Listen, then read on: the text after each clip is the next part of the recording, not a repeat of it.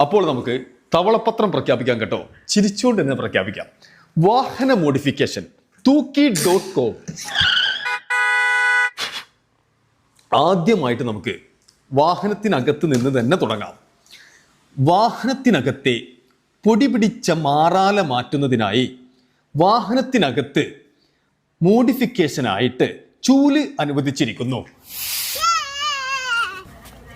വാഹനത്തിനകത്തെ മാറ്റ് പൊടിയോടെ മോഡിഫിക്കേഷന് അനുവദിച്ചിരിക്കുന്നു.